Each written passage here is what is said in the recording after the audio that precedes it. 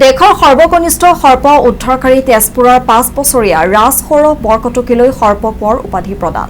সেউজ ছচাইটিৰ উদ্যোগত আন্তঃৰাষ্ট্ৰীয় উদ্ভিদ স্বাস্থ্য দিৱসত এই উপাধি প্ৰদান কৰা হয়।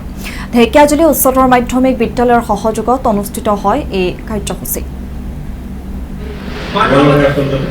দেশৰ সৰ্বকনিষ্ঠ সৰ্প উদ্ধাৰকাৰী তেজপুৰৰ 5 বছৰীয়া ৰাজসৌৰভ বৰকটকীলৈ সৰ্প কোঁৱৰ উপাধি প্ৰদান কৰা হৈছে।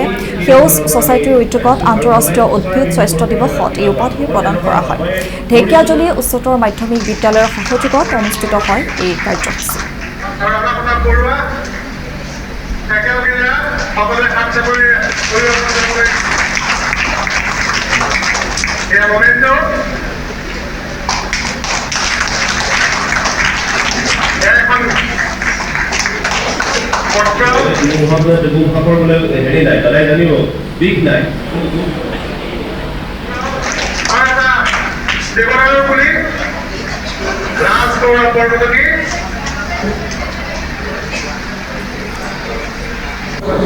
বহুত ভাল লাগিছে।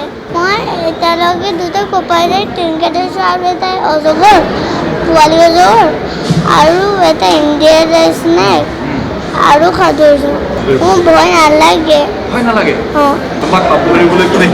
মোৰ দেউতাৰ নাম সৌৰভ বৰকটকী। বিষাক্ত সাপ 7 আছে। কিং কোব্ৰা, ৰেডনেক কেলবেক, চকৰি ফেটি, কলা শংকৰ, ৰাজহাইপাৰ, পেটভাইপাৰ, বেণ্ডেল কেট। যিটো অনুষ্ঠান পাতি মোৰ পুত্ৰক এই সন্মানটো দিছে, এইটো এটা ডাঙৰ কথা। আৰু তাৰমানে সৰ্প কোঁৱৰ বঁটাত নামটো দিছে আজিৰ পৰা। যেনেকৈ মোৰ নাম সৰ্প বান্ধৱ সৌৰভ বৰকটকী আৰু তাৰ নামো হৈ যাব আজিৰ পৰা সৰ্প কোঁৱৰ ৰাজ সৌৰভ বৰকটকী। ভাল লাগিছে, বহুত ভাল লাগিছে। আৰু মই একচুৱেলি সাপৰ প্ৰতি মানে কি যে মানুহে যিটো ভয় আছে, সেই ভয়টো নোহোৱা কৰিব লাগে। সাপৰ প্ৰতি একো ভয় থাকিব নালাগে।